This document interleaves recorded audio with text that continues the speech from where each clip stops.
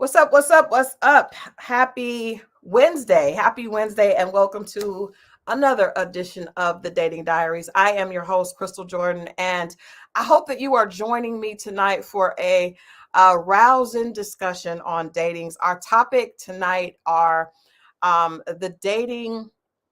What are the dating mistakes, right? What are the dating mistakes?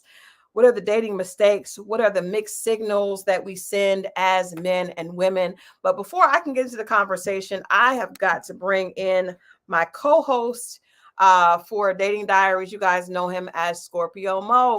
What's good, Scorpio Mo? What's happening, everyone? There you go. Hey. Hey, welcome back. Thank you. Thank you. Thank you. I am fresh back from the Bahamas, the Grand Bahamas, and an amazing cruise. We had a really good time. Okay. We had a good time. I did learn a few things. Do tell. I learned a few things. Now, first of all, I want to say it was a great experience. Gun Boss and I went. My birthday was October 5th. Our anniversary was October 4th. And then his birthday was October 5th. So we had this holiday, and we decided to just go away and just be the two of us for our birthdays.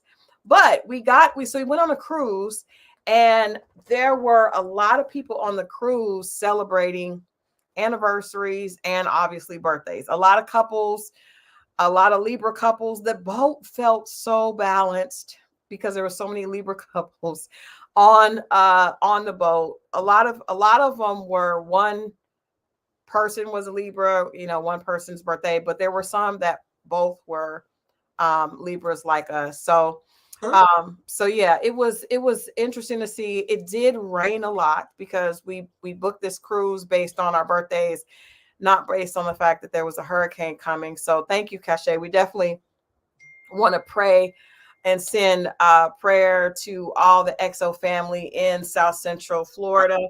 And I just want to say, if there are people joining us from South Central Florida that need help or need resources, please reach out, and we will try to help as much as we can, because I know there are a lot of people. Adrian just got in a little while ago, and he says a lot of people on the road to Georgia from Florida. And so please, if we can help, let us know what those needs are, because really this is about family and about love. And so we definitely want to extend that to let us help you if we're able to do that. So I definitely want to start off by saying that. So it did rain. I've never been on a cruise before where there was rain. That was a little different. So we spent a lot of time in our cabin. Bet y'all did. And I will say, and there are obvious things that, married people can do in the cabin, but after a while, you need a little space. You need a little space. And so I said, maybe we're not cruise people or we need a bigger room, because we were really just up on top of each other the entire time. And yeah, that was our first time taking a cruise together. I mean, we were joined when we wanted to be and when we didn't. So it was a tight space. So that was one thing. Another thing, so I planned the trip, right? And you guys know I'm somewhat of an outdoorsy person, not kind of, sort of, not really. What, the boat? No, I'm looking at something up. Good, continue. Okay. So I planned, and I booked excursions. Whenever, I've gone on a cruise before, I like to do the excursions. And so I booked us to do jet skiing, which is my favorite. Okay. And snorkeling with the turtles. Really? How did that turn out? Well, I will say that I learned that Adrian and I are not snorkeling people. Is that right? Yep, yep. So I told a couple of friends when I got back, and I said we decided to do snorkeling, and they were like, oh no, no, no. So I will say this now. We snorkeled before. We went to Puerto Rico, and in Puerto Rico, you jump off the boat and you snorkel. Mm-hmm. It's not what happened in the Bahamas. Now in Puerto Rico, I had a panic attack, and I had to. Adrian had to bring me back to the boat. I can see that. I can see that. But I thought, okay, that happened one time. I'm not a quitter. Try again. I like the sea turtles. I like the turtles. So my goal was for us to have this romantic excursion where we snorkel down and we see each other and we see the cute little sea turtles. Now, what white movie did you see this off of? Oh well, we're about to bring the we're about to bring the color to it. So first of all, in the Bahamas, you don't jump off the boat. You swim from the beach into the middle of the ocean. I did not know that. I will just say that. So I'm getting ready. We got your swimsuit on, you got your little life preserver thing, and they test your goggles and your thing to make sure it's all the right size. And got sized up, and you put your fins on and make sure that they're correct. And we did that. And I was looking for the boat. There was no boat. No boat. You go to the edge and you just get in. There's an area on the beach that you sit, put your fins on, and then you get into the water. Now, because Hurricane Milton was on the way, the water was a bit choppy. So when you get in, oh, you're in. You're in. It's not, like in Puerto Rico and other places I've been, you get in the water and it's still. Mm-hmm. Still. Mm-mm. This water is like, let's go. Let's go. So we get in and we start to swim to where the sea turtles could possibly be. Now, when I signed up, I thought the sea turtles were guaranteed. No, no. It's all about if they're out at that time. So they're like, well, you'll see something. May or may not be a turtle, but you'll see some wildlife under the sea. I was like, well, that doesn't sound like what I signed up for, but okay. I'm trying to have a positive attitude. Now, I will tell you all, it took me about 7 minutes to have another panic attack, because this is what happens. You have the snorkel thing and the goggles, and if you accidentally breathe in, number one, you're going to get a lot of seawater in your mouth. Mm-hmm. And then you try to breathe in your nose, you can't because of the plastic. And then you start to flail and panic. So I had another panic attack. So my guide, whose name was Fallon, and thank you so much. I had to give Fallon a nice tip. I was flailing out, and I said, and she said, why are you panicking? And I was coughing and was spitting up water and stuff. And I was like, I took in some water. So she was like, she kind of acted like that was not normal, but I didn't really care at that point because, that's scary. So she had like this floaty board. So I attached myself to the board and I stayed there for the rest of the duration of the snorkeling trip. Now, I did look down and I did see some fish, some pretty fish, and I did see a stingray. I saw a stingray, but I did keep one hand in proximity of Fallon. Okay. Now, I haven't even said, I was so concerned about not dying that I did not look for my husband. All of a sudden, Fallon says, where's your husband? don't know. I don't know. Now, the group is about 20 people, right? About 20 people in our group. Okay. The group is far ahead. The group is like way out. I'm probably 20 yards from them, me and Fallon, because at that point, I became attached to her boogie board. We don't see Adrian. He's way back. All we see is a little curly, some hair flailing around. And I'm like, babe, what's wrong? Adrian says, I caught a cramp. I caught a cramp.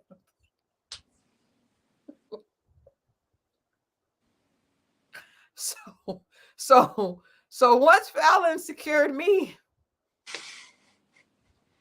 the other guy named Ryan, I had to flag Ryan down. I said, do you mind going and getting my husband? Because I think my husband is not okay. He's and Adrian was just, to his benefit, he wasn't sinking, but he also wasn't moving. Did he eat before he did that? Because you're not supposed to eat before. He said it was too much drinking. But babe, you caught, the last time we snorkeled, Adrian caught a cramp. I think that we're just not snorkeling people. Because he caught a cramp every time we get in the water, in the ocean, Adrian catches a cramp. And the last time I thought he had a cramp because I was on him. But this time he was by himself. So Ryan was so good. Ryan dove in. He went, got Adrian, pulled Adrian to where we all were. Then it starts to rain. Me and Adrian are like, we want to go back.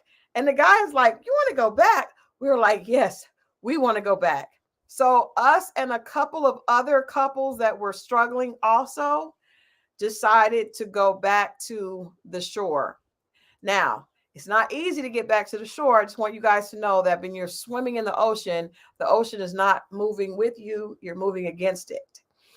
So we finally got to the side, but we did it together, kind of. And it was not really together because I was on the boogie board and then but point is, we did get back to the shore. And yeah, we won't snorkel anymore. It's not for us. Woof. Yeah. So the man who has a pool at his house. That pool is not a ocean. Ocean water is nothing like a pool. We are out in the middle of the ocean in the Bahamas. Is nothing like a pool. That water is nothing like a pool. And they tell you that you can't, like, don't step on this. If you're down there, don't touch certain things because it could sting. There's something that can burn you. I was like, it's too much information. And then you want me to have this thing on the side of my head and I gotta make sure it don't get in the water, because if it does. And then Fallon, who was very nice and patient, but she was like, on the way back, she's like, did you get water? Because I'm coughing and sputtering. I said, yeah.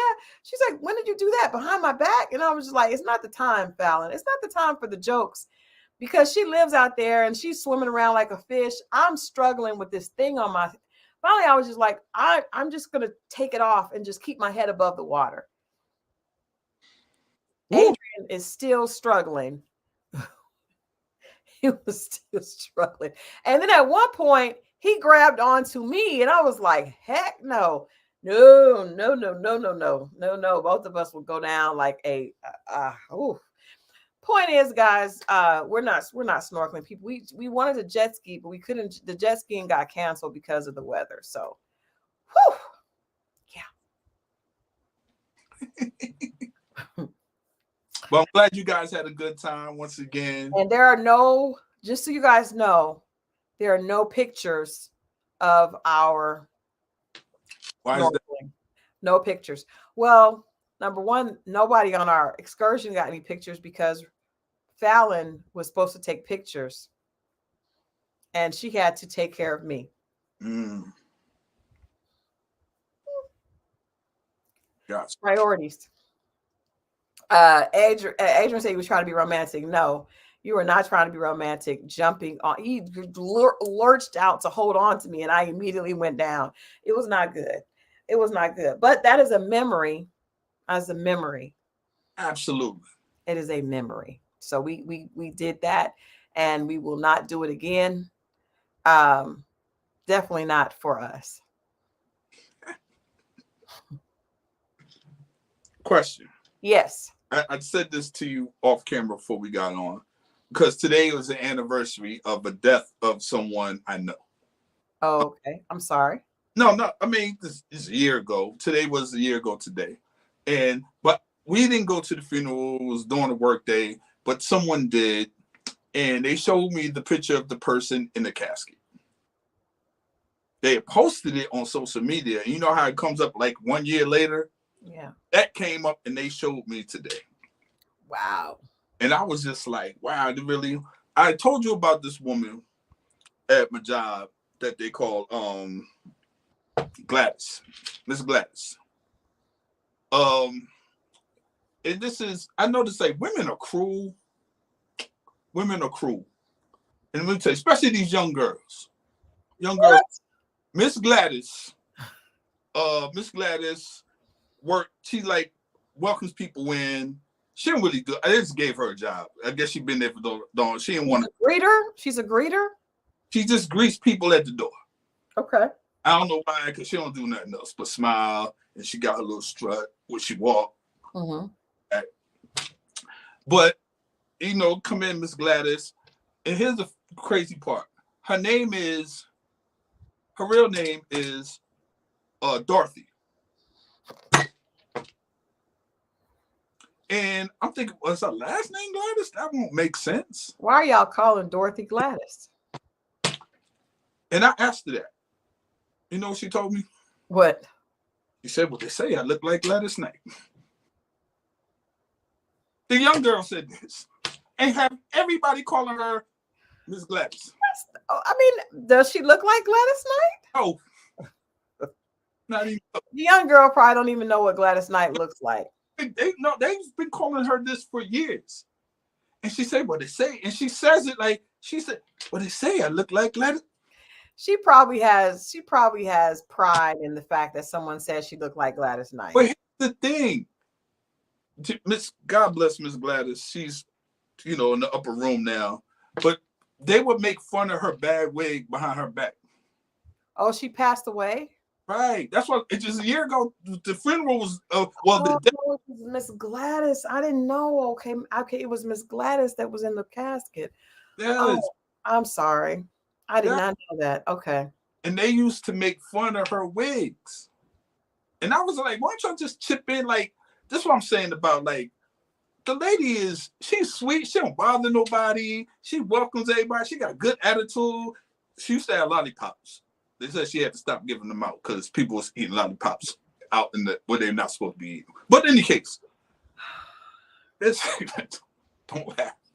Did you try to holler at Miss Gladys? I'm just saying. This guy's way too. Because you have been known. That old? Take a senior down. That old? I don't know how old Miss Gladys is. It ain't like that. It ain't like she's too. That name is too old to be in your phone. I'm not lying. You probably got a Gladys in there.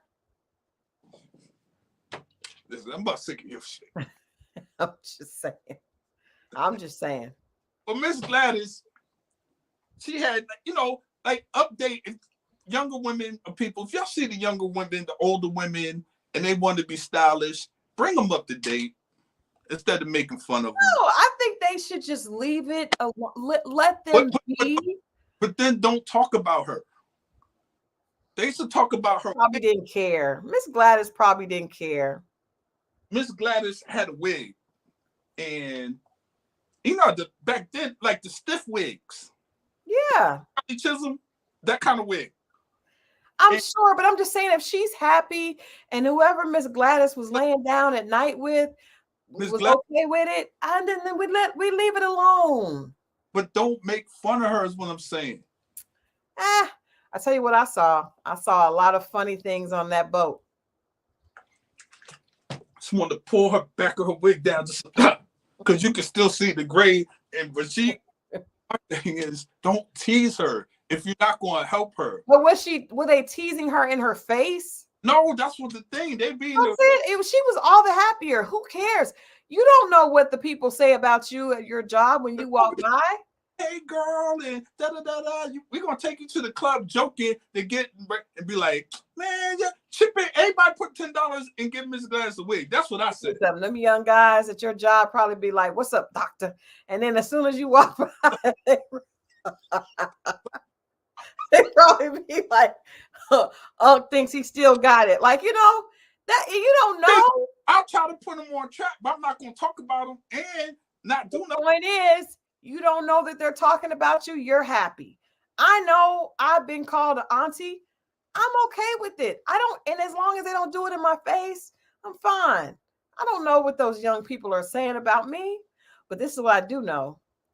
When I was on the boat, I couldn't, because I had my hair braided. That's why I took my hair out.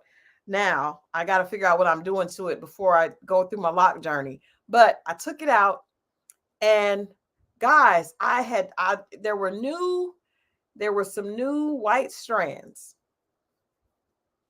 I could not rest the entire time we were on the boat because I couldn't get to them. I can't pull them out anymore because I need to keep all the strands. But I also couldn't get to any dye because we were on the boat. So what we did, as soon as we got home, I dropped Adrian off. I went to the beauty supply store and I took care of that. First of all, don't nobody know you in the Bahamas, so don't people don't matter. I didn't want to be walking around with I mean, they were just like in the front, new strands. I was like, come on. So anyway, I told Adrian, he was like, where are you going? You're not coming, because we were tired after traveling. I said, man, please, I get out and I am going to the beauty supply. I got it. I put it in immediately, and I dyed, fried, and laid it to the side. I certainly did. I'm not playing those games.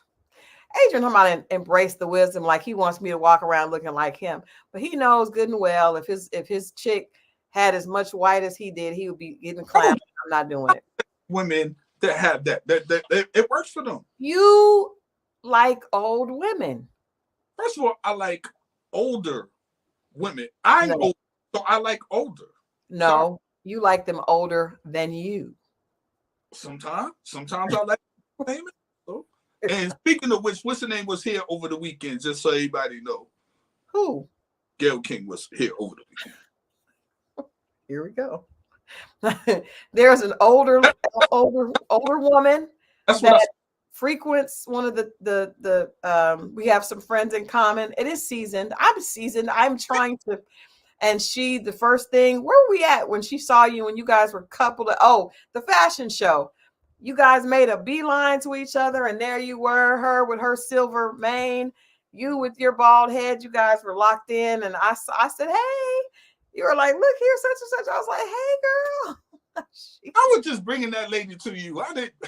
You guys were enjoying each other's company. That's all good. But yeah, a lot of young women are rocking their premature gray. I am not one of those women. So I will constantly, I'm gonna tell you guys, Adrian can tell you, I kicked him out, and I didn't even go in the house before I went and got that bottle of dye. Man. I'm not playing those games. But let's get to tonight's show. We want to talk about mixed signals while dating. But before we do that, you know, every Wednesday we start with a dating dilemma, dating disaster, or dating deal breaker. And so I'm gonna start, because on our trip, Adrian and I obviously were in very close quarters and had a lot of time to talk. And I always say that, you know, men seem like they get hurt one time, and that one hurt that happens to them when they're young, it follows them forever. And I just always think of myself as a nice person, someone that would never do that. But I think I may have been the dating disaster to someone else. And I want to come clean and admit that tonight. Mm. I do.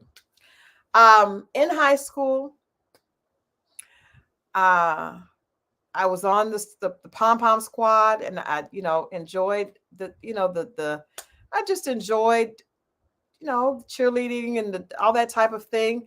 Um, you know how sometimes you are cheering at, well, for those of you that were cheering, you see someone on the court playing basketball or foot or on the field playing football, and they're doing good, and you think that would be a good fit for me. Well, there was this particular gentleman, and this was during the time of the Michael Jordan craze, right? This has been Michael Jordan was the Bulls. He was everything. I used to love Michael Jordan. There was a gentleman in our high school that kind of looked a little bit like Michael Jordan. Just a little bit. Actually, quite a bit. So I decided, he was scoring up a lot of points. He was getting, his name was buzzing. I decided I wanted to date him. Now, at the time, this young fella had a girlfriend. He was a year younger than me, and he had a girlfriend. They were in the same grade, and they were happy. And well, I decided I wanted to date him. So I put my flirtatious feelers out, Okay. and he came calling, and he was with the girl, and he broke up with the girl so that he could date me. Now I was happy, for a while. And then I realized that he didn't have a car, and it was a little inconvenient for us to date because there was no car. I mean, and I had been dating guys that had cars. And I didn't think about that before, I made my interest known, and he left his girlfriend. And so then I ended up breaking up with him because he didn't have a car at the time. And some of his friends and his brother was like, called me like, all kinds of names. And they're like, how could you do him like that? And I think eventually he went back to the girl, but needless to say, there was probably a little damage done to that relationship. But and then I tried to reach out to him years later and like apologize for that. He didn't really want to talk to me. So anyway, I could see the error of my ways, that I literally went and got him because he was cute and he was scoring a lot and that's horrible. I just, because in my brain I wasn't thinking, I just was doing what I wanted to do, and then the inconvenience of him not having a car, it just became overwhelming. I couldn't push through. In high school, that was an Yeah, inconvenience. because most of the guys in our high school had cars. Hey, you must have lived in a rich town, boy. I didn't think to ask if he had a car before my meddling, but it also didn't matter, C-Dub, because he looked kind of like Michael Jordan. Did you notice that I said that? He looked kind of like Michael Jordan, and he was like very, very popular, becoming very popular because of his stats. So I didn't even think about it. And then we moved forward. We spent some time. He lived not far from the school. He would, walk after a while. I just didn't want to walk anymore. Let this be a lesson, fellas. This carries on over into adulthood. Just so y'all know. What do you mean it carries over into adulthood? If you're a man, grown man, working, if you don't have no car, I don't care how good you look. Oh, if you're a grown man, it's your fault. I mean, we're not gonna do that. Yeah. It's your fault. But no, he didn't. I did not do any research. I didn't, Delphin. But I also didn't even, at the time, I wasn't even thinking about it because he just looked so cute on the court. Let that be a lesson to you, ladies. Always do that research. Cute is not enough. Okay. But I apologize, and I tried to apologize. His brother hated me. His friends said I was the most horrible person. But I did try to reach out to him years later. He did not. He was not open. And he did get back with his girlfriend. So, Anyway, I was the disaster. I will admit that. I was a disaster. And I regret doing that because he was a really nice guy. Yeah. I quickly got with a guy that had a car and we, moved on. That ended up being my high school sweetheart. But anyway, and we went to college. But anyway, neither here nor there. I just never thought, like, you never think that you could be someone's story. Whew. I mean, whew, is a little steep for No, that. I just see even then, What? What does that mean? even then, the car situation, even then. You can take Uber now and not have a car, and fellas, she gonna get tired of you doing no You Uber. need a car. You need a working car. And that's not even included when I started dating later. And if you had a particular type of car. Anyway, move on. Move on to you. Let's move on to you. All right. This is the time that everybody told my girlfriend in junior high, she was bad too, that I was with another girl at the fair. Lived on another side of town, in another town over. And were you? Yes, I was. I was holding her hand and everything. I saw her friends. They looked at me. I looked at them, and I kept it moving. So you didn't care? I didn't know her friends were going to be there. Just waiting a whole nother time. But they were there. Lucinda and all of them. Not the names. Not the names. That was her best friend. Her best friend saw me, and I was with the fast girl. She was fast. Now, what did you think in your head? Were you thinking like, oh, shoot? Yeah, I was panicking, and you done messed up now. I'm trying to pull my hand away slowly, which like pointing that stuff, trying to do the basketball thing, and like, man, and I knew, and when I came to school Monday, it wasn't even until the end of the day, all the girls huddled around her. She was crying. They was all giving her support.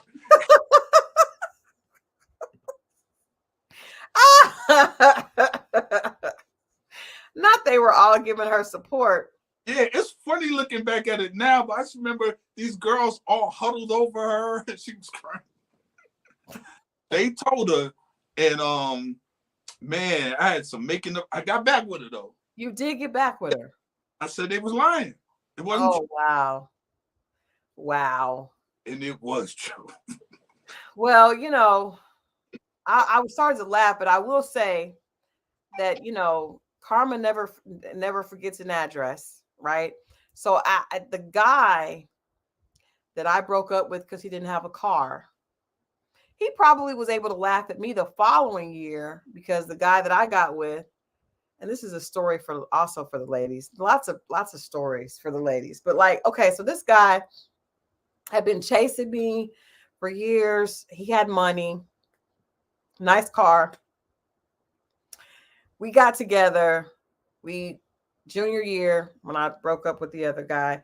And then he had been dating another girl.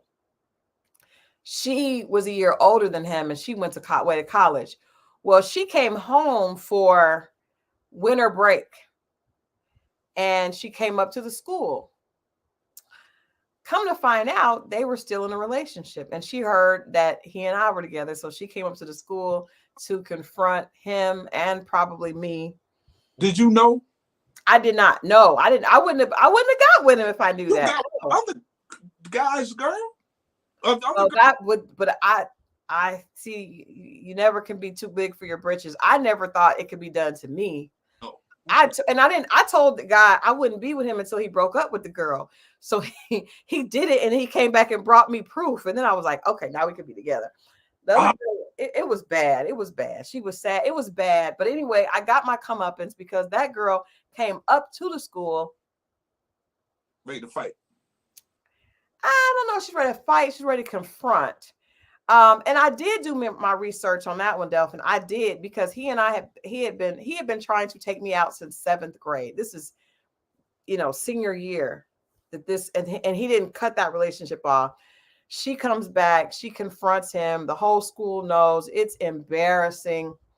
And I was crying. It was all bad. It was all bad. I broke up with him for like a month, and he just kept trying to get me back. He broke things off with her. He sent me proof, because I was big on the proof. Still am.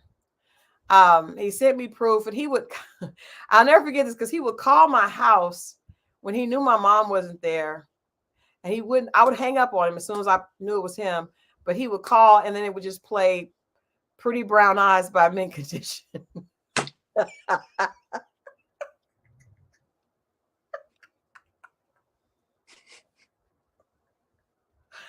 High school is the devil. I gave in. I gave in after a while. I gave in. He kept sending gifts and stuff. I gave in. Every time he gets. I gave in, but my Pretty Brown Eyes. So I remember we were at the senior dinner dance, and I didn't go with him. He just kept begging and pleading, and that song came on, and he was just staring at me across the room, and I was looking. It was just way too dramatic for high school. Way too dramatic for high school. But damn it, man. Damn it, man. So, hey, Karma did not forget an address. And I didn't even think about it. That was probably my comeuppance for doing that with the other guy and his girlfriend. I looked like a fool when that girl came up to the school. I did. Now, he did buy me a lot of things to make up for it. And everybody was like, oh my God, he's crazy about Christal. But he was begging. Yes, he begged, he pleaded, he went above and beyond. He did break it off with the other girl. And it was a mess. It was a mess. Why? And that's the thing. In high school, it feels so serious, even though it's not. It feels so serious. I remember I would be crying and walking and taking walks, and just foolishness. That's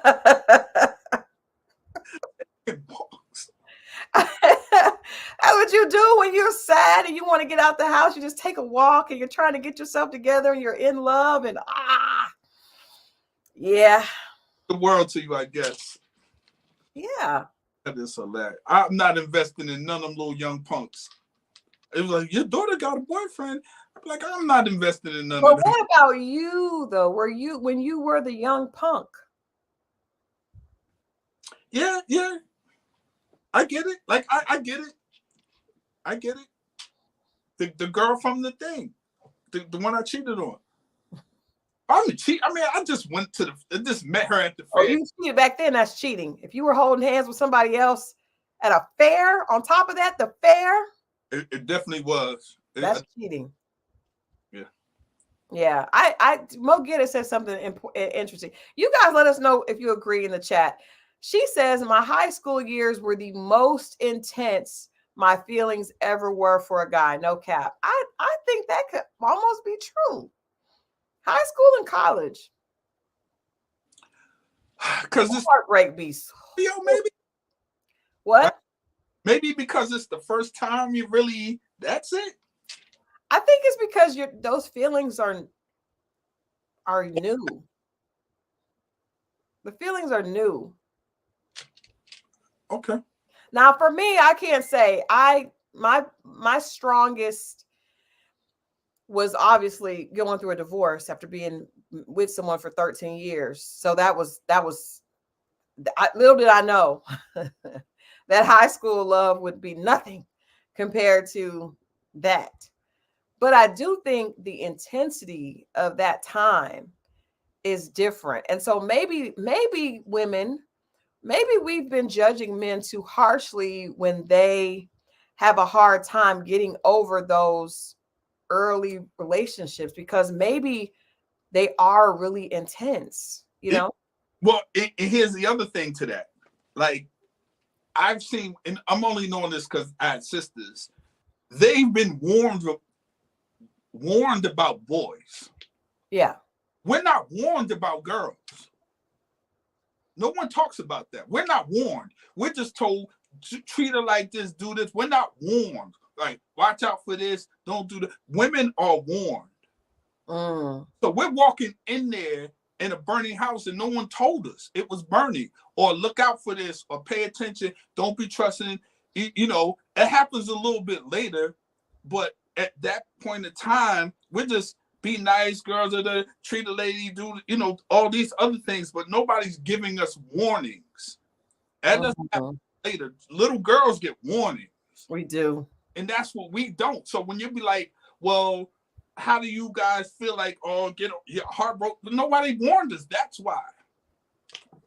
Yeah, that could be true, because Adrian was saying, we were talking about that time in our life, and he was saying that he was excited about this girl. She was like the prettiest girl in the world. He was just so in love with her, and then he couldn't be with her, and he was really sad. And then she came back later, and he was like, I'm over, but he got like a tattoo. He was like, I mean, it seems like when you love hard, because you don't know how bad it can go. There you go. Then we all put like walls up. There you go. But all right, let's talk about, have you ever been someone's disaster? Have you been the villain in someone's story? I think that was the only time I was a villain. I don't think I was, maybe once or twice. Okay. Yeah, I've been the villain. I don't think I've been the super villain, but yes, I've been the villain. Well, we know that. Yeah, but super villain, no. What's the difference? How are you determining what's a super villain and what's a regular villain? Because I wasn't twisting and turning the knife. I wasn't doing that. I wasn't, F you and. But what if the person was just really in love with you and you just broke their heart beyond repair? I don't think any of those women were truly in love with me. I think some like me more than others, but I don't think any of them were truly in love with me. I'm just be honest with you. Why do you say that though? How do you gauge that? Because when the conversations we have, or you tell me about, or even the ones you talk about here, how you felt when it was, you know, I've never been expressed to me, never seen any, never balling, never got. Yeah, but see, the thing is, you know, because we're friends, and I was honest with you, but they don't know that. I can't see it. They moved on quicker than I did. Well, you always move on to the outside. No, women always know who's next. Sometimes, not all the times. Sometimes. But the villain, absolutely. But I think I was the made up villain more times than I was the actual villain. I don't know. Well, let's talk about the mixed signals. Yes. And the reason that I wanted to talk about mixed signals is because, unfortunately, I've wasted a few hours of my life watching Queen's Court. Yeah, I saw that first episode. I will never get back these precious hours, and I will talk about it next week in Pop Culture Power, the whole review. But I wanted to talk about what I saw as very, very obvious mixed signals with the show. And unfortunately, for Mo, the person I saw give the most mixed signals was your love. London. Why you keep saying this? Because you liked her. Past tense. All right. So Queen's Court is a show on Peacock produced by Will Packer, who coincidentally also produces Ready to Love. So there's some some synergy there with this channel and that, just because of Will Packer, and it's a dating show. But Queen's Court focuses on 3 celebrity females. Mm-hmm. And they are in a house together, and they're bringing guys in to try to find matches for them. Now, what's ironic about this season? Okay, last season was Tamar Braxton, Nivea, and Evelyn Lozada. I don't have the time to talk about that. What an bunch. Quite interesting, but not as interesting as this bunch, which is Lisa Ray, Delicious, and K Michelle. Now, I want to start out by saying the person that makes the most sense on this show is scary. That is K Michelle. K Michelle actually makes the most sense on this show out of Lisa Ray and Delicious. Delicious makes no sense. For what I saw, so far, I would You say say what? from what I saw so far, I would say that's accurate. Yeah. So, and I watched 5 episodes, and it gets worse. It doesn't get better. I was surprised because K Michelle is usually not the most rational, right? But in this bunch, she is a scholar. Um, Lisa Ray, one thing you got to say about Lisa Ray is she's consistent. We know who she is. She knows who she is. She's not making any apologies for that, and I can respect that. Lisa Ray was a daughter of a man with a lot of money, and that's what she wants. She's very clear in her intro. I have a certain lifestyle. I'm not willing to compromise that in any way. I was married to a former football player. I was married to a prince of Turks and Caicos. What you got? And she's clear about that. So you can't really, so that kind of makes her null and void for this show, because you know that no man of means is going to come on a reality show to snatch her up, because any man that has that much money would have already found her if he wanted her. Not only that, any man with that much money, unless he's way older than her, is going to want a woman way younger than her. I'm just going to put it out there. Ain't nobody going to say it. I'm going to say it. That's what's going to happen. She is going to wind up a Vivica Fox. She's going to get Vivica. I'm coining that. First of all, you're not going to make Vivica a verb, okay? I think like they're not far in age. Vivica's a little older. Vivica's older. She's 60. I think Lisa Ray is like 56, 57. But it's kind of like, what are you doing on this show? Because they're not going to find another prince or owner of a football team. It's not going to happen. We're wasting time and outfits, white outfits. Did you see Delicious guy on the first episode? He was the doctor dentist on the Pop the Balloon joint. You saw it. And I also saw him on another reality show. That was a one in the Barbados. That girl, the really pretty girl that always hates on women, Melly, whatever. She has a show, and he was on that too. He was on that too. The Pineapple Show. No, it was another. Might have been before that. This was years ago. I went down a rabbit hole, but he was on that show too. I don't know if he belongs to he might be a member of the I was gonna say I feel like he might be a member. Do you got the music? What the music at? What the music? Yeah. Ooh, this is the puffy hair. Yeah. Okay, it's not just me. That's what I thought. Okay. Yes. I'm just okay. And again, there's nothing wrong. Nothing wrong. It's nothing wrong if you're a member of the LBC. We're right. Just saying that if you are masquerading as a potential love interest for Delicious, we call BS. We call BS. That part. Also, one of my former clients' assistant is on the show. What? Yeah. Chris. He's got a big smile. He's on the show.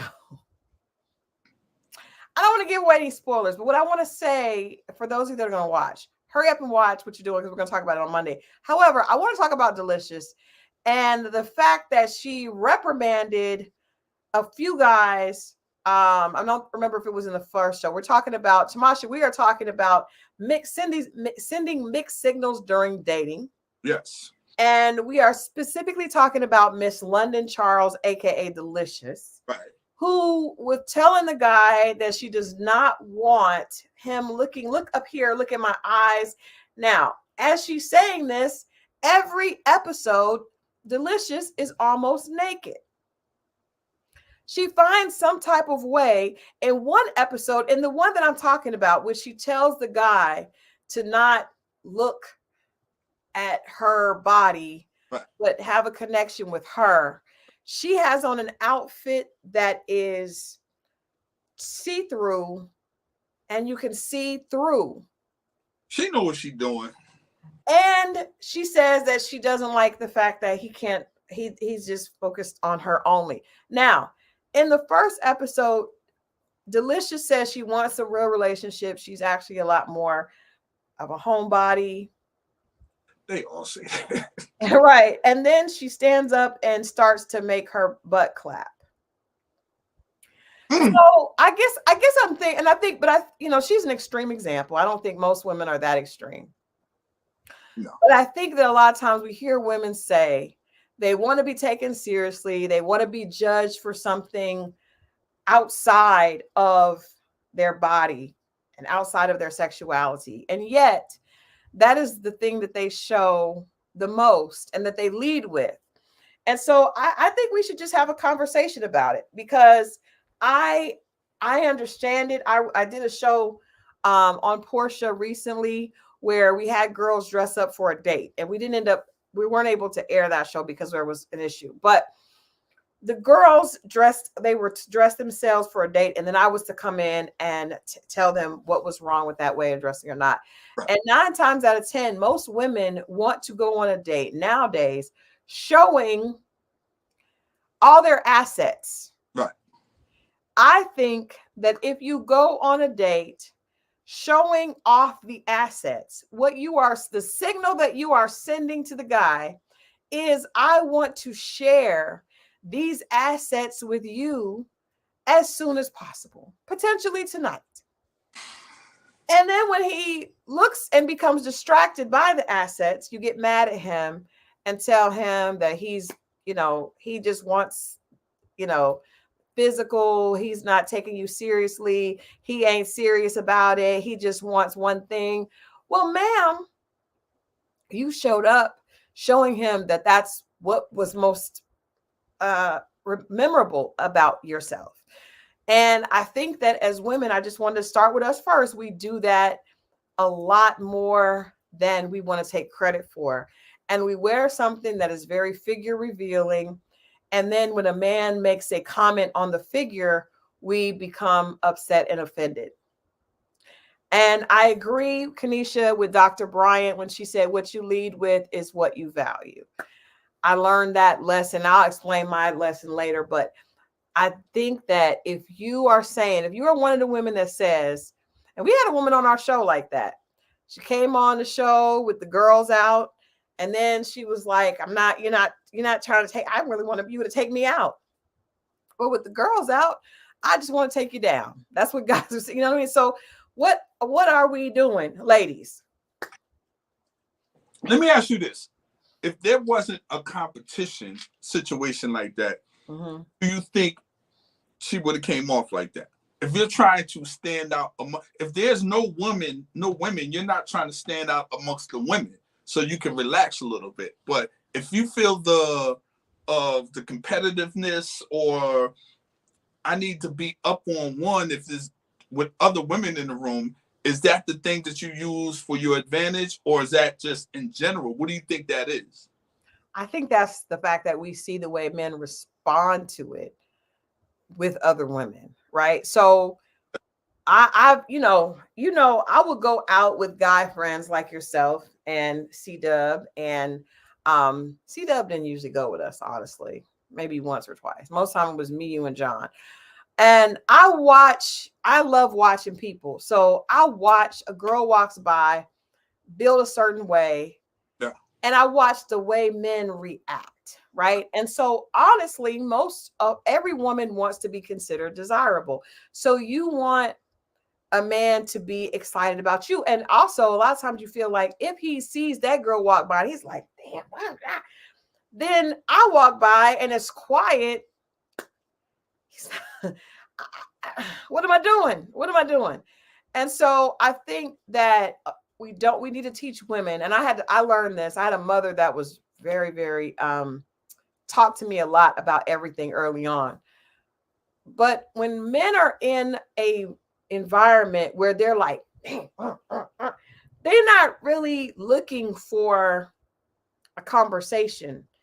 They're not really focused on that. So you could walk by in, a tasteful outfit, and they'll be like, cool. But if they're not in the mindset for that, then it's not gonna matter, because they're probably not looking for that night. They're just looking for something to. They're having fun as sport. It's like watching football, right? And so we shouldn't be, as women, we shouldn't be worried about getting the man's attention, although that's what you want. I mean, you want the man to look at you like that. Unfortunately, he when he looks at you like that, it's not a look of respect. It's not a look of wanting to marry. It's a look of, I It's a, want to hit that. it's a look of lust. And obviously, we're not going to take the time to explain to the other women in the room the context in which we're looking at this woman. But you also, I can admit, you also can see that, but then wind up talking to the woman and find out that it's deeper than you thought it was, and you can make a U-turn. I'm not saying it's all like that. I'm just saying there are situations where you see it, but then it's like fool's gold, because you still got to keep in mind she came out like this. Yeah, she still might have, she knows what she's doing. I mean, Trick. That's the trick that yeah, girls give. African acetate, a lot of men can see beauty in an oversized t-shirt, hoodie, and scarf. I think all men can. I think they can see it. I think the reaction is what I'm talking about. I think they can. You can go to a grocery store with your hair up in a claw and sweatpants, and a man can see if he thinks you're attractive. I'm not saying that they can't recognize it. What I'm saying is the reaction that they give when they see curves right. is different, because that's a lustful reaction as opposed to, you're beautiful. You know what I mean? Because when I remember thinking, like, when guys look in your face and they're talking to you, or they come to you and they're talking to you like, wow, you're really beautiful, then that's not the same as when somebody looks at you when you walk by and it's like, damn. It's two different things. It's Yeah, two different feelings. I've had both, and I've always preferred the first. But I do know a lot of women don't know the difference, and they think any attention is good attention. there you go. Because just like we can recognize the one thing, we can recognize the other. And you're right, it doesn't out loudly give the It's not loud. It's very quiet. same treatment. Yeah. You you're not calling her back. You're not doing it, or if you do, you're calling her back for this one thing. You're not Yeah. into to your family. You're not into, so you have to decide what you want, you know, and you have to decide, like, are you going for the damn, Mhm. or you going for the, yo, you look, we're not going to be loud and damn, she's wife material. It don't really, Right. That's because they probably don't want anybody else to see it or think about it. They want it for themselves. Damn means I may share with my friends. Like, that stuff is always calm. It's cool. You're studying it. You're looking at, you're visioning things, other things in your mind other than sexually. You're visioning, see, it's different. And you can't, sometimes the loud cheers aren't the, you know what I mean? yeah, I agree. Now, I do feel like this is the BS that men have. Like, so it's a trick. Okay. So men will say to someone like her, right? Because, and this is that I'm just using her as an example. I don't know. I've interviewed her before, don't know her personally, but I'm just using her as an example. Okay. He said on the show there's a difference between Delicious and London, and she just wants people to get to know London. But London and Delicious were both naked, right? So, and they were both clapping the butt and all that. She said it's so a man a lot of times will meet Delicious, Mm-hmm. and he'll say, you know what? Just like in the Best Man, I talked to her, and she's a good girl. She doesn't want to do this. And then the Captain Save-A-Ho in him will become ignited. And he will decide that she's good. And like you said, oh, she's not all like that because she's so beautiful and the curves are so amazing. I want it to be right. And then he will trick himself into believing that he can turn her from delicious into London. And she will turn for a while. But eventually her whole tendencies will revert back, just like hair in the water. And she will go right back to being delicious because that's who she truly is. Right. So I think that men trick themselves. The Jamie Foxx record about I swear I always fall for your type. You are falling for that because you are leading with your eyes and you want to be able to change them. And they're not going to change. Much like as a woman, a lot of times you see a guy standing up against the wall, body right, chest right, pants sitting right, wad of money in his pocket. You know that man means you no harm. I mean, no good. You know the fact that he is standing there looking. I He, call. he doesn't mean you anything good. But as a and I use another example. Yeah, I sent you the text message. Sonny and Moses. Moses is back in jail from Love and Marriage Huntsville. Moses is back in jail. He had violated parole and he's in jail for 11 months. Now, you can look at Moses and see, child, that's my husband. That's not husband. That don't sound the same. How come it doesn't? Now, if you were telling me Moses was on there with a shirt off, dancing in the G-string, that would be the same. Well, that would be a man in the that was a member of the LBC. No, well, standing there, you know how you got the dudes, they always got don't never wear no sleeves on the shirt. No, but that's not, men and women are different. A man is not going to do the same exact thing. Looking man, and you're going up against his options. We're not talking about a good looking woman. We're talking about a woman that's just out there. How is he out there just standing? You didn't say anything bad in your description of the man. If anything, women know what I'm talking about. It is he may be standing on the corner. He could be on the corner. He's not at work. It's during the day. He's not at work. He's on the corner. You know that maybe he finances his ways through ulterior motives. The ladies know what I'm talking about. And it's not a man that you would take home to mom. It's a man that drives a fast car and has an alternative lifestyle.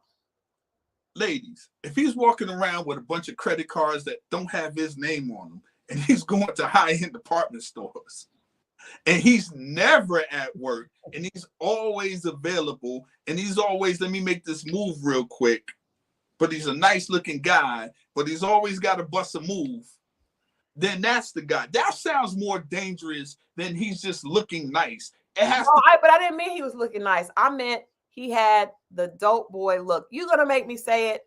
That's what it is. Now, I didn't come up in this era, so I don't know about the scammers with the credit cards. That's wild. I know guys that, because you are never going to see the pharmaceuticals. If he respects you, right, which, you know, you're a good girl, you go to school, he's not going to show you that. Not at first, he's not. Not at first. Not at first. You may see a gun occasionally, but he got to make moves a lot. Right. He doesn't have any like stability, responsibility. Something's not in his name, but he always got money. He can always shoot you a couple of dollars. Yes, exactly. The example of Sierra can't leave him alone. And most of us have experienced that. I'm saying that's the equivalent. What is the allure for you, for the women in that case? What is the allure of that? What is the allure? Yeah, what is the attraction to that? Especially if you feel like what is the attraction to that? There's a lot of attraction to it. Number one, they're fun people. They're intelligent. They're fun people. They are. They are. They're fun. It's a lot of fun. You go someplace, they come by. They always got money to do whatever you want. They usually dress really nice. They usually are very masculine, a lot of masculine energy. You know, we like masculine energy. Uh-huh. Um, Usually just very catering, make you feel like a woman, you know. We give you a little, I'm gonna come by. I just want to come by and give you a little something. Okay.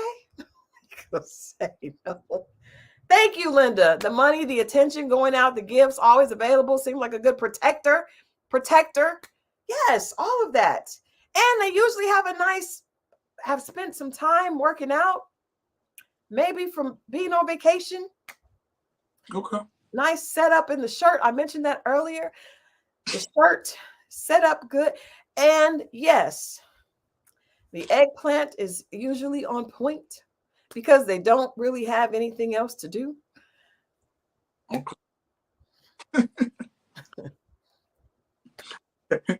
The latest clothes, the latest everything. The latest car. Definitely know how to make you feel, bring out your femininity, right? Mm-hmm. Because they're usually very masculine. Okay. So it's like very quiet. He watches other men respect him. That is one of the biggest turn-ons ever, is when other men, he walks in a room, other men see him. You kind of get the credibility off of his street cred. Yeah. Okay. I could go on I could go on about why that's attractive, but that also, when you get to a certain age of maturity, you realize, you know, everything gonna be in your name. He ain't gonna have no paperwork. He's probably got a lot of other women that he's doing the same thing for. And number one, that's not husband material. So a lot of times they'll reel you in. And then once they're very notorious for reeling you in, and then when you get hooked, then the reality comes out. Then you see the street paraphernalia. You see the fact that he's doing something that you get a call that he's got arrested and you got to go bail him out. Like, you all of that.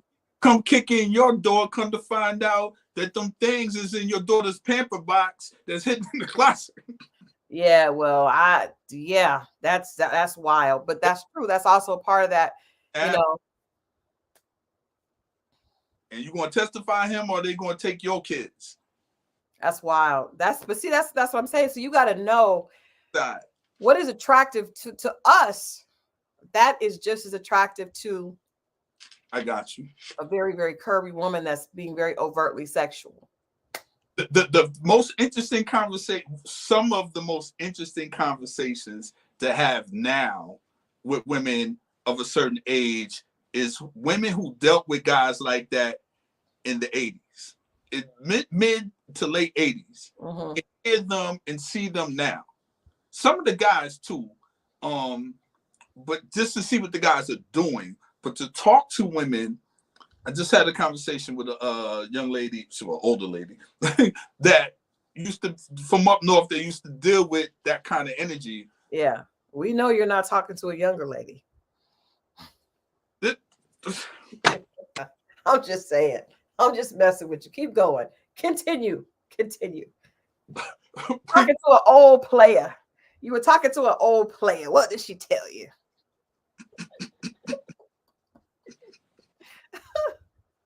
She was going down memory lane of the hustlers of that era and how they treated women, so on and so forth, and the perks. But then she fast forwarded to what was happening, what would wind up later happening.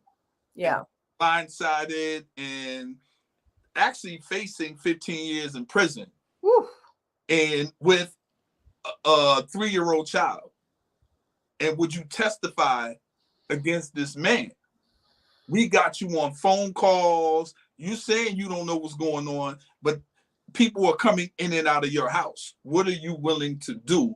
And long story short, while she was saying no, he turned around, and because her brother got jammed up and he told on her, and she wound up getting the 15 years. Ooh. Yeah, it's a real like it runs deep. What's that show that comes on Queen Pins? Queen Pins, yeah. Yeah. Ooh. So a real situation from guy from New York, she was from Virginia, and whatever, and he wind up snitching on her and putting her and saying she knew this that to get his sentence later, but she didn't tell on him. Ooh. And by that time it's too late. And a child together. Wow. Oh, she had a beat. He had a biatch. Daughter now is like 30 something years old. He's like in his late 50s. She's like in her late 50s. Wow. You know something? I'm just going to be transparent because that's what we do here on the Dating Diary. So when I told you guys about the one guy I dated that didn't have the car, right? Yeah.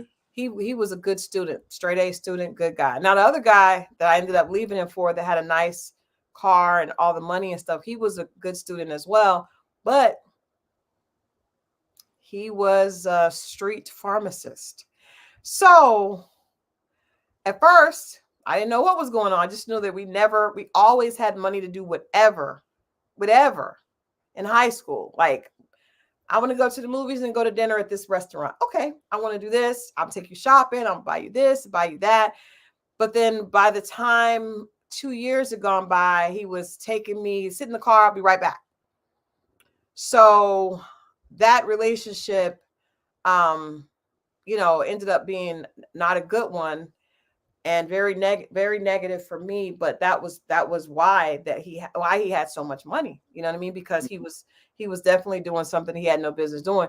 But it for me, being 16, 17 at the time, and he was maybe 2 years older than me, he always had money, So I'm, like I said, when he got caught, send flowers, send roses, and like no other 18-year-old boys are doing that. You know what I mean? Like, you want to go shopping? Let me take you shopping. Let me do this. You got to do that. Would have bought me a car, if my mom would have been cool with it, but my mom was not. Let me drive his car. Like, just, that realizing like how in a 16-year-old's head, this is a lot more attractive because look, I have everything over here where this guy, he barely has lunch money. You know what I mean? But that's because he was honest. He was just a student. Over here, it was a whole nother situation. Kanisha, I accidentally dated a street pharmacist. He robbed a bank and took me to dinner and then dropped a bag on me and then did the same at the strip club. I felt so special. See, that's what I'm saying. Like, I didn't know that this guy was doing that. His parents are well off. I thought that's where the money came from. Come to find out, the parents had nothing to do with the money at all. But that's a lesson that women need to learn. And I will also say, so it started out fun because getting spoiled, taken wherever you want, trips, clothes, everything. But then it quickly became controlling. So I bought you this, I buy you this, I keep you laced out and all this stuff, but you belong to me and you can't do anything else. And so when I would try to pull away, then it became physical, right? So that was the only time in my life I've ever been in a situation that got physical, but it was because there was a lot of money being exchanged. I mean, when I did get a car, he tricked it out. I spent all this money on, so much money on clothes, purses, the Dooney and Burke bags back then that were cool, all that stuff. But then if you try to leave, or even if you go out with your friends and anything looks like, who are you talking to? You know what I mean? It became very, very, very controlling. So that's the other part. When you're talking about mixed signals, the guys that are doing all that love bombing, be careful because there's usually a ditch on the other side of that road. Ladies, have money. They want to protect their investment. They just not give you, that's an investment. And if they feel like their investment is flirting over somewhere else and he just dropped this bag, he ain't going for that. Kanisha, that's a good story. Yikes. She said, I accidentally dated a street pharmacist. That needs to be the title of a book. Girl, we all did it by accident. That's a book right there. Right? We was all doing it by accident. None of us knew. You knew the rest of them do. Nah, I ain't going for that. I didn't know at first. I didn't know at first. I knew after a while, and then that's another thing. They'll bring it up in your face. Well, you didn't have no problem with it when it was taking you to Dillard's. Then what can you say? Let's go back to the seafood restaurant. Let's go talk about it. Yeah, you think everybody just got money for Dapper Dans and custom made outfits and all this stuff? No. And in high school? Hell no. PD said you date the bad boys and marry the good boys. After a certain age, women get it. They do, but are you gonna get it before you reach the age? That part. That's the problem. By the time people, man. You got to get out of that, ladies. And I don't even think, I don't think that, I want to say clearly, I don't think that you should date the bad boys for fun, because that fun can end up dangerous. Getting shot by accident, getting, held up. There was a situation when I was in school, we were in college, and he was in college and doing this stuff in college. And I remember one of the guys that he would deal with had a girlfriend. This guy came from, his parents were doctors, right? But he was mixed up in doing all this stuff. He and his girlfriend were in bed one night. Somebody came in and shot them both in the head, execution style, in Norman, Oklahoma. So that girl, God rest both of their souls. We were probably 18, maybe by then. I don't think we should do that. We should not be teaching our daughters to date the bad boys, because that girl could have been just dating him and she lost her life because she was in the wrong place at the wrong time with the wrong person. So I think we should be teaching our daughters to date good men that have character, and that we should be teaching them that fast money is not a sign of that is not a positive. Good men and good character are broke in the beginning. That's the problem. Everybody, right.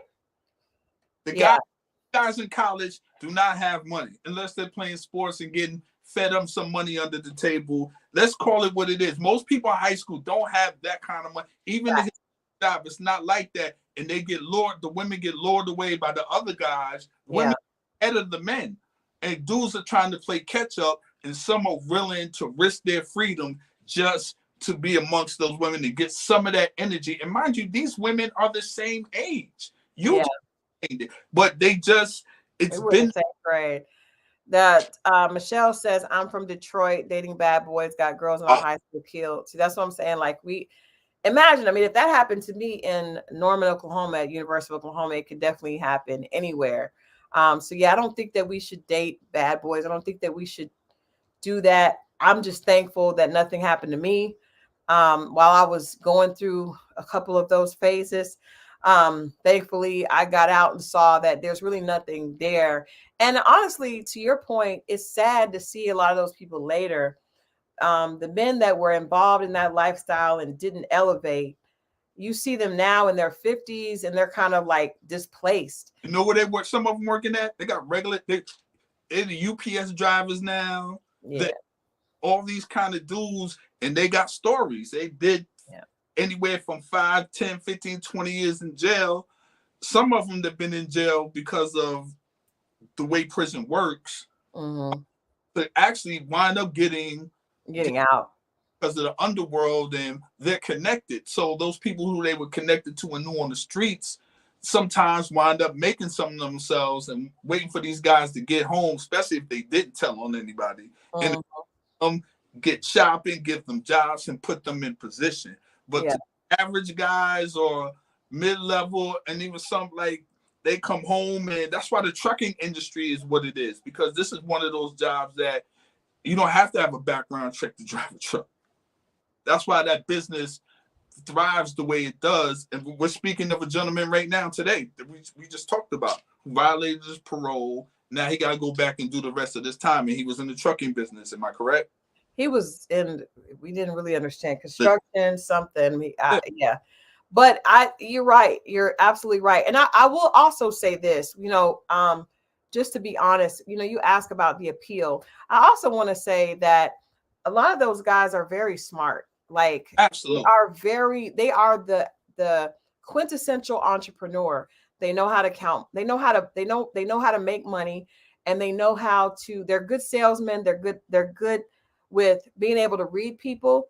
And most of them are brilliant. You know what I mean? The ones that are successful. Now, the ones that are not successful, what are we doing, ladies? But I'm saying the successful ones are usually brilliant Look, and usually have an entrepreneur mindset. And some of them have, like, I know one guy that flipped, he was able to get out, take his money, and open a restaurant. A lot of them have done that, been able to get out. I don't know about opening a club. That don't usually go well. look But at 50 Cent. yes, look at it. Perfect example. Perfect example. Yeah, like you know, you can run a 15-man crew, people giving you work, and you keep things in order or whatever. Like, you can run an actual business, and they hear that scenario, but you actually see it in Curtis Jackson.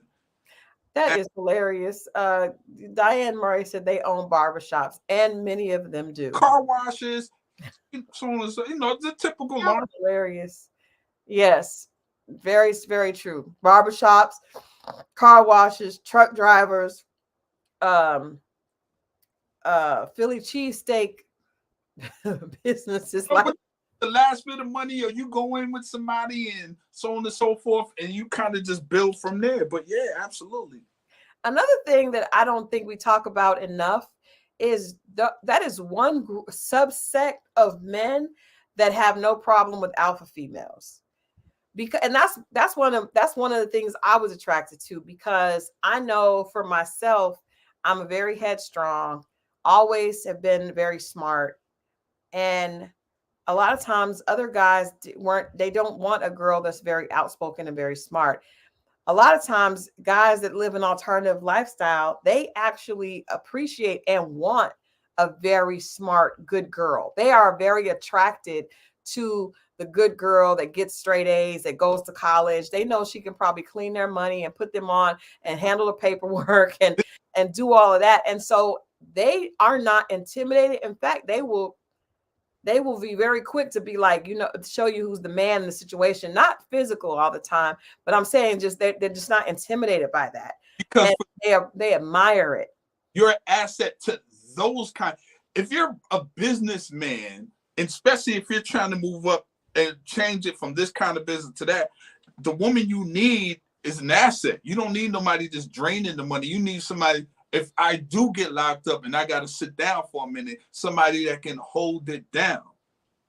Yeah. And, or we can figure out another way, or that's not easy. And this happens a lot. That's not easily pulled away or manipulated by other people.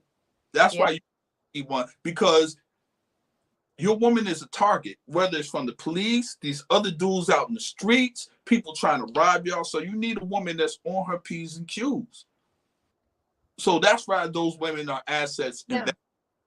And that is Gumboss said Gucci Mane. That's true. That's why a lot of them, it's a perfect, the chemistry is there, because their masculinity is not something that they're fighting for. They respect and want a woman that is about it, that they can have as a partner in that way. And I think that's part of the real attraction a lot of times. And you're right. Michelle said they were staking out our university. They and the crazy thing to me, I've never been a drinker or a smoker. And those guys, they like that. I like that she's a square. Now the other ones, they try to turn you or whatever, but she's a square. I like that. Stay like that. And you good, Christal. You good. Like that's how they appreciate somebody that's from a different side. The girls that are like them, they don't usually want that girl as their main chick. They probably sleeping with them, but they don't ever want that as their main chick. But see, those chicks, I'm glad we said this. Those chicks that, because she doesn't use that against him. The other chick works with him. Yeah. They both could be masculine, but one is going to use it against you and try to bully and push you. The other chick is going to work with you. She's going to be a partner. Yeah. Opposed to try to run the show. Yeah. Because she don't know that. I don't know that show. I'm out of sorts. Go. And when they come on the other side now, they do love the church girls because I was all of that. But the crazy thing is, they do feel uncomfortable when in your world. You know what I mean? When they come to your world, a lot of times they just kind of, you see a little bit of that intimidation when they're around suits and stuff like that. They may think they're lame or something like that, but they do still feel like you get to a certain level and they kind of just fall back. Unless they got a lot of money, a lot of money. And then it's like money kind of evens men out to where even if they are, you could go someplace in Atlanta and they'll be the ball players, the top rappers, and the dope boys, all will be in the same. Well, that's space. The only I can get behind the velvet rope. Yeah, because of the money. So you got to know as a woman, I would teach my daughter now, and I did even then, that, you don't want to be behind that rope with any of those guys. You know what I mean? Because that's not a good place to be. Miss Pretty Amazing asked, did I miss the Zodiac compatibility? No. We were going to talk about that this week, but actually, and we're not going to talk about it next week. It's going to be the following week, because next week we are going to talk about the economics of dating. And I am so excited. I'm going to do a flyer for that one because Kojo from Little Black Book is joining us along with another dating reality coach, a female. So we're going to have a real conversation. Mo sent me this meme that basically showed, like, according to how much you make is how much you should be spending on dates. So we're going to have a lively conversation. You guys don't want to miss that. It's going to be like a panel. We're going to have all of us are going to kind of weigh in on this, because that's a big topic of conversation on social media when it comes to dating. And so don't miss that one. And then the following week, I promise, Miss Pretty Amazing, we're going to go, I have a book on the Zodiac compatibility, and I definitely want to get into that. We'll probably have a couple of people join us for that conversation as well, and that one may be a two-parter, because I definitely think that there's something to that. I believe in God. I don't believe in witchcraft, but I do think that there's some type of divine order to the Zodiac. I'm not sure what it is, but for some reason, compatibility shows up, in certain places. So I want to talk about that. African Aztecs, I want to join that conversation because I believe broke people shouldn't date. Well, girl, come back next Wednesday because we're going to get all into that. I'm sure Kojo, as you guys know, will have some very strong opinions. And I look forward to seeing. And also we have a firecracker of a female guest. She's a dating coach as well.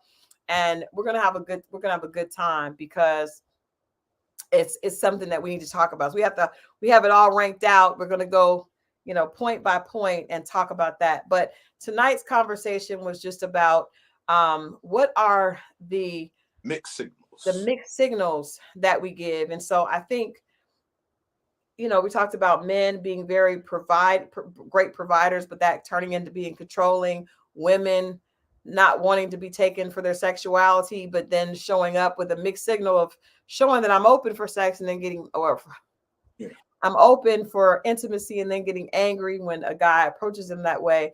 Can you tell us another mixed signal that a woman gives? That a woman gives? A woman gives a man. Oh